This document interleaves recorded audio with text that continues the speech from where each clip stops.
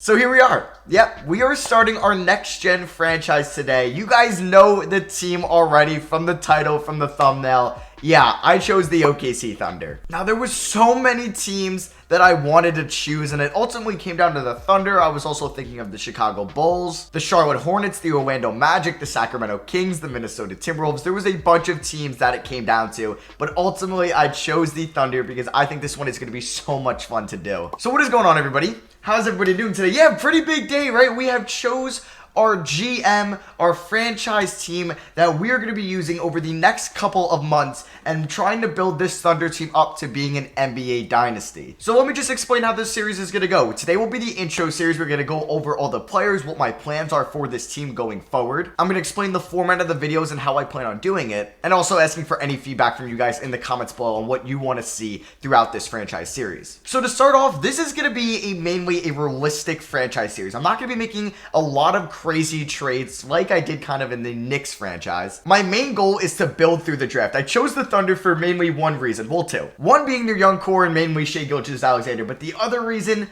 maybe the main reason, was their plethora of draft picks that they have going forward. So 2K didn't have all the draft picks going to the Thunder right now, so I had to make some trades. Like I gave them the Warriors pick that is top 20 protected in real life, so if it ends up being between 15 and 20, I will give it back to Golden State. And also post 2025, the Thunder have the Rockets 2026 first, so when that's available in the game next year, I'm going to trade for that. Also, I just came to realize that the 2022 pick that the Thunder own, I thought was going to be the Hawks pick no matter what. It was unprotected. But it's actually lottery protected. So if we make the playoffs in 2022, I will ship it over to Atlanta. But if we don't and we get to keep the pick, I have to send them 2 second-round picks, and I'll definitely make that trade because I don't know where we're going to be in 2022. We might still be a bad team. Who knows? So this is going to be huge. That's why I plan on building through the draft, because we could look at the 2021 draft, which we will potentially have 3 first-round picks for. And you guys have heard me mention it in the rebuilds before. It's a loaded draft. Like looking at Cade Cunningham, he would be dope bringing to OKC. Greg Brown, Jalen Green, Jalen Suggs, BJ Boston, Jonathan Kuminga, Jalen Johnson, Evan Mobley, Scotty Barnes, Zaire Williams.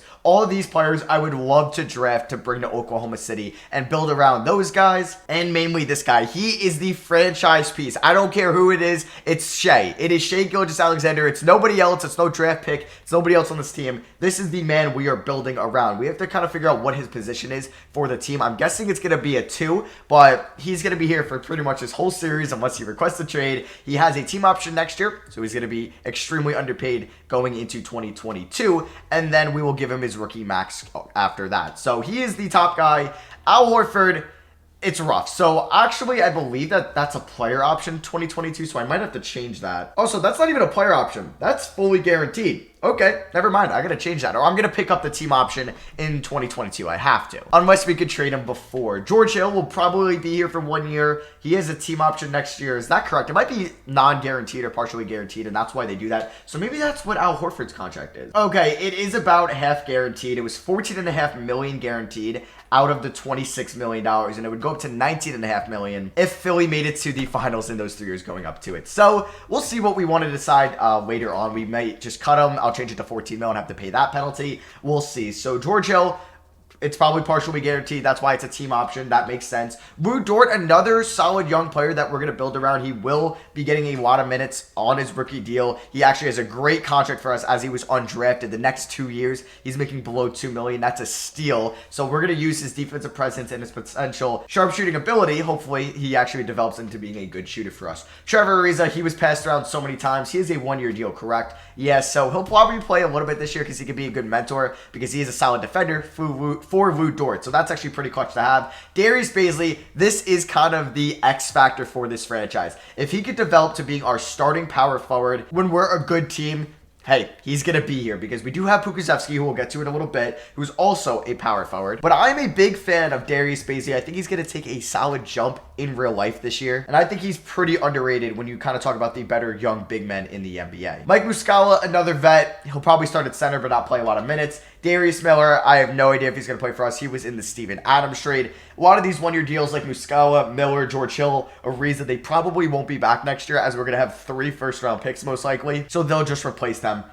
in the rotation. We have Justin Jackson, who I will play a little bit this year as he still is only 25. We'll see if he can be a good three-point shooter for us off the bench and will warrant a new contract if he does play well this year. He will have a decent amount of playing time. Now here is the Thunder's first round pick, Aleksej Pokusevski, out of Greece. He's under contract for 4 years. I'm going to start off with him in the rotation, but if he's struggling early on, then he will go down to the G League. But we'll give him minutes on the rotation to start the season. But if I see that he's shooting below 40% from the field, below 30% from three, I might just send him down to the G League so he can get his confidence up and progress a little bit down there. Ty Jerome has 3 years left on his deal as he was from the 2019 draft class, as we now have 2 first-round picks from that class, and Darius Bazley and Ty Jerome. He will be getting some backup point guard minutes going into this season. Frank Jackson might be competing for those minutes as well, as he's only 22 years old, as he was the 31st pick in the 2017 draft. He will be a free agent at the end of the year, so we'll see if he finds minutes throughout the year, and if an injury happens, who knows? Maybe he'll crack the rotation, but I think we might play Jerome over him just because I view him in our long-term plans a little bit more since he's under contract. Next up, we have Kenrich Williams, who is also coming over from the Steven Adams trade. And I'm kind of a big fan of Kenrich Williams. I think he was pretty underrated for the Pelicans last year in real life. He's a guy that hustles up and down the floor. He rebounds. He plays defense. He can pass the ball a little bit. And I think he will crack the rotation for us in 2021.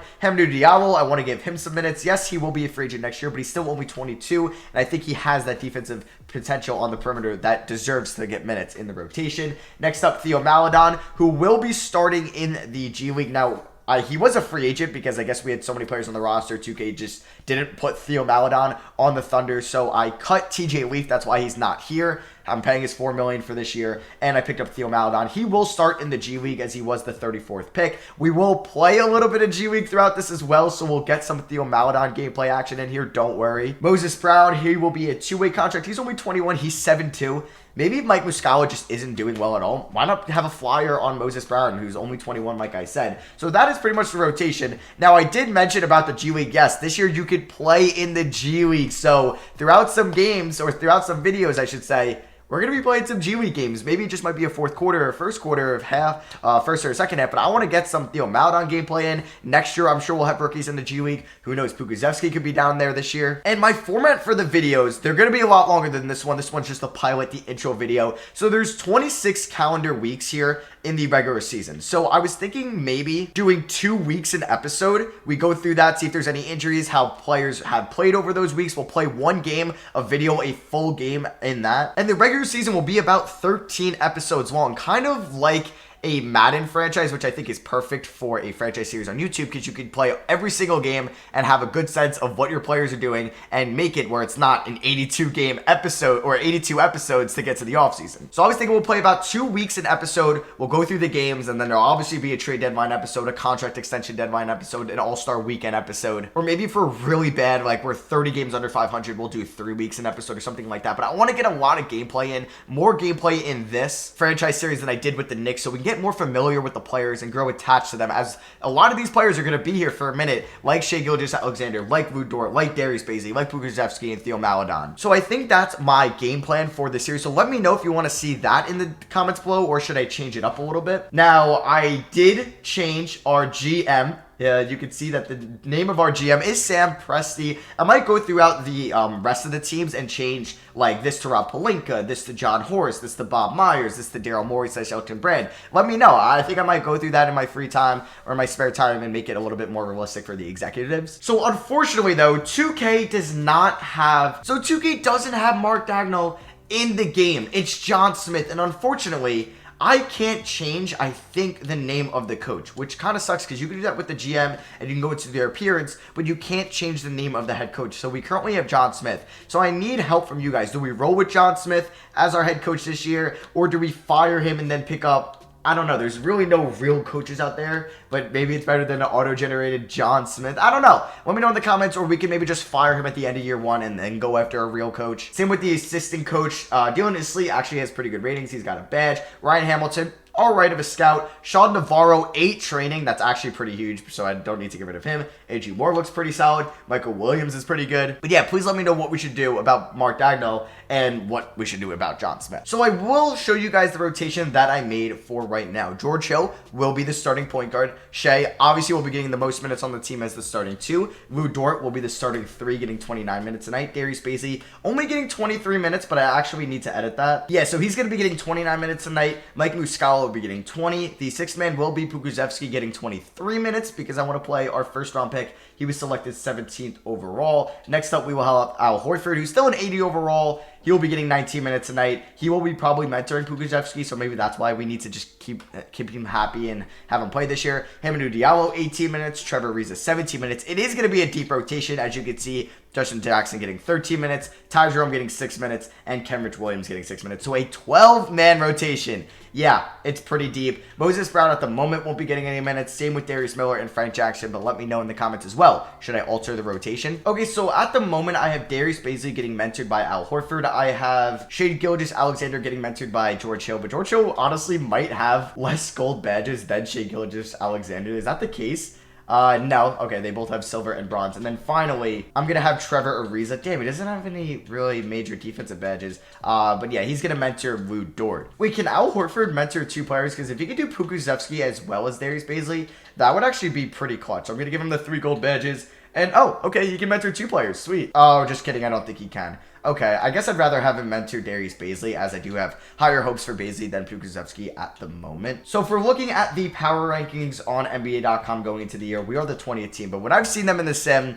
they're not very good. So I'm expecting to get a high draft pick this year, or at least going into the lottery. Now, if we take a look at the mock drafts, they're probably going to have us pretty low, but some guys I'm definitely targeting is getting a point guard for this team, and it's Cade Cunningham, top of the board, but I also wouldn't mind Jalen Suggs. It would be cool to keep Cade Cunningham in Oklahoma, but I am a big fan of Jalen Suggs out of Gonzaga, so I would love possibly drafting him. We could also look at potential wings like Jalen Johnson or Jonathan Kuminga, as well as Jalen Green, who I think could be the small forward and be a wing counterpart next to Shai Gilgeous-Alexander. But we'll make our big board as the season goes along. Like right now, this is going to be my top 5, and then I'll figure it out as the season goes along, but it's going to be Cunningham, Suggs, Green, Brown, and Johnson. It does kind of stink that this is ENT's draft classes. He doesn't have Caleb Love from UNC in here, which is interesting to say the least, because I think he'll be a lottery pick on draft night, but I mean, that's in like 8 months from now, so maybe he won't be. I also set the team, or the trading block here, as on the trading block, we have Al Horford, George Hill, Ariza, and Muscala, basically the vets, and the only untouchable at the moment is Shai Gilgeous-Alexander. System proficiency is grit and grind with John Smith. I'm not going to change anything because I don't know who our coach is going to be, because I want to see what you guys will say. And if we basically look at the salary cap breakdown,